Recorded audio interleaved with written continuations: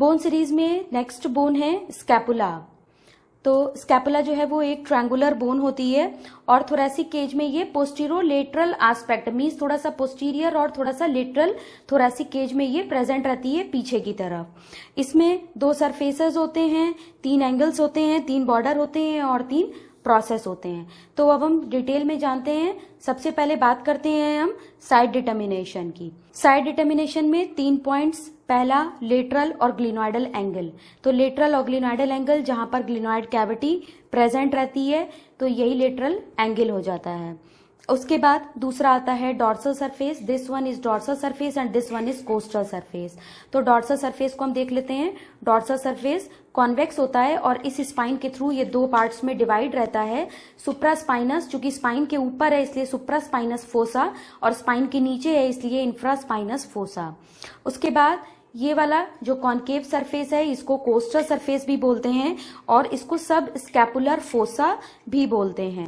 ये चूंकि कॉन्केव रहता है तो चेस्ट के कॉन्वेक्स वॉल में फिट हो जाता है।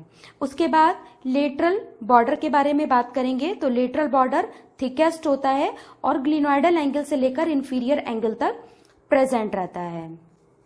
अब हम इसके बाद इसके जनरल फीचर्स के बारे में बात कर लेते हैं। सबसे पहले सरफेसेस के बारे में बात करते हैं। सरफेसेस में 2 सरफेस होते हैं, कोस्टल सरफेस और डॉर्सल सरफेस। तो डॉर्सल सरफेस में मैं बता चुकी हूँ कि स्पाइन के थ्रू 2 पार्ट्स में डिवाइड होता है, सुप्रास्पाइनस फोसा और इंफ्रास्पाइनस फोसा। यहाँ पर स्पाइन के थ्रू ये ग्लिनॉइड से कनेक्ट रहता है और एक नॉच के थ्रू कनेक्ट रहता है। इस नॉच को बोलते हैं स्पाइनोग्लिनॉइड नॉच। स्पाइनो और ये ग्लिनॉइड, तो स्पाइनोग्लिनॉइड नॉच। दूसरा आते हैं costal surface. Costal surface this is also called as sub scapular fossa. यहाँ पर ये कुछ लॉन्गिट्यूडिनल रिजेस होती हैं। ये 1, 2, 3 और एक ये 4 रिज मान सकते हैं जो थिकेस्ट लेटरल बॉर्डर में कन्वर्ट हो जाती है। नाउ बॉर्डर्स में this one is superior border. Glenoid cavity lateral में होती है तो ये इससे जो रेस्पेक्ट में है लेटरल बॉर्डर और इसके अपोजिट में जाएंगे तो medial border. Superior border short होता है, यहाँ पर एक नॉच होती है, इसको बोलते हैं suprascapular notch. Lateral border thick होता है और यहाँ पे ट्यूबरकल प्रेजेंट रहता है, इसको इंफ्राग्लिनॉइड ट्यूबरकल बोलते हैं क्योंकि ग्लिनॉइड के नीचे प्रेजेंट है इंफ्राग्लिनॉइड और ग्लिनॉइड के ऊपर भी एक ट्यूबरकल प्रेजेंट होता है सुप्राग्लिनॉइड ट्यूबरकल। तो यहाँ पे ये लेटरल बॉर्डर पे इंफ्राग्लिनॉइड ट्यूबरकल से स्टार्ट होता है और नीचे इंफीरियर एंगल तक प्रेजेंट होता है lateral border. Medial border superior angle से स्टार्ट होता है और इंफीरियर एंगल तक प्रेजेंट रहता है। तो ये हो जाएगा हमारा medial border. Lateral border thick होता है, मीडियल बॉर्डर थिन होता है। Now angles are 3 in number, superior angle, inferior angle and glenoidal angle. तो ग्लिनॉइडल एंगल हम पहले भी बता चुके हैं, लेटरल और ग्लिनॉइडल एंगल, यहीं पर ग्लिनॉइड कैविटी प्रेजेंट होती है और इसकी सिचुएशन होती है forwards, lateral and slightly upwards.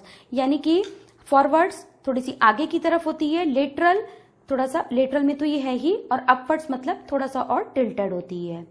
उसके बाद इंफीरियर एंगल ये नीचे वाला हो जाएगा। सुपीरियर एंगल पे ट्रेपेजियस से कवर रहता है और इंफीरियर एंगल में लैटिसिमस डॉर्साई से कवर रहता है। प्रोसेसेस में हम बात कर लेते हैं स्पाइनस प्रोसेस और एक्रोमियन प्रोसेस। तो स्पाइनस प्रोसेस ये हो जाएगा और एक्रोमियन प्रोसेस ये हो जाएगा और तीसरा कोरेक्वाइड प्रोसेस हो जाएगा। स्पाइनस प्रोसेस ये ट्रायंगुलर होता है, इस वाले स्ट्रक्चर को क्रेस्ट ऑफ द स्पाइन बोलते हैं जो इसका पोस्टीरियर पार्ट होता है। तो क्रेस्ट ऑफ द स्पाइन के 2 लिप्स होते हैं, upper lip and lower lip. Acromion has 2 borders, medial and lateral. तो जो इसके साइड है वो लेटरल बॉर्डर और अपोजिट में medial border and a facet for the clavicle, this one. ये क्लेविकल के लिए हो जाएगा और एक्रोमियो क्लेविकुलर ज्वाइंट फॉर्म करेगा। नाउ कोरेक्वाइड प्रोसेस, ये इसको ग्रीक में कर देखें, इसको क्रोस बीक कहते हैं और ये जो होता है कोरेक्वाइड प्रोसेस ये आगे की तरफ डायरेक्टली फॉरवर्ड्स एंड स्लाइटली थोड़ा सा लेटरल साइड में प्रेजेंट होता है। तो अब फाइनली अगर साइड डिटर्मिनेशन में देखें तो ये जो स्कैपुला है वो स्कैपुला प्रेजेंट हो गई लेटरल साइड में, हमने लेटरल साइड में कर दी है। कोस्टल सरफेस को हमने वेंट्रल साइड में कर दिया है और ये सुपीरियर पार्ट हो गया, ये इंफीरियर एंगल हो गया। तो अब हम डिटरमिन कर सकते हैं कि ये लेफ्ट साइड की बोन है। तो अगर हम साइड डिटर्मिनेशन में टोटली देखें तो कोस्टल सरफेस वेंट्रली प्रेजेंट है, क्लिनॉइड कैविटी लेटरली प्रेजेंट है और ये सुपीरियर एंगल हो गया, ये इंफीरियर एंगल हो गया। तो इस तरीके से पोजीशन फॉर्म हो जाती है और यहाँ पे हमारा ह्यूमरस लग जाएगा तो ये हमारी बन जाती है राइट साइड की bone. Now we will talk about clinical anatomy. Clinical anatomy में इसके दो बहुत इंपॉर्टेंट पॉइंट्स हैं, एक विंगिंग ऑफ स्कैपुला और दूसरा स्केफॉइड स्कैपुला।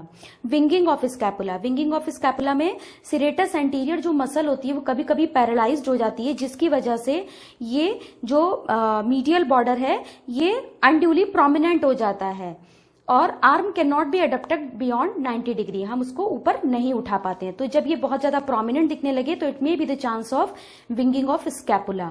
मीन्स विंग जो है वो मतलब इसमें विंग लाइक स्ट्रक्चर पीछे बन जाता है, प्रोमिनेंट हो जाती है। दूसरी आती है स्केफॉइड स्कैपुला। स्केफॉइड स्कैपुला ये एक डेवलपमेंटल एनोमली है और इस कंडीशन में क्या होता है, जैसे ये लेटरल थोड़ा सा कॉन्केव दिख रहा है और मीडियल कॉन्वेक्स दिख रहा है, तो उसमें क्या होता है जो स्केफॉइड स्कैपुला है उसमें ये मीडियल जो कॉन्वेक्स दिख रहा है ये कॉन्केव हो जाता है। This is all about scapula. Thank you.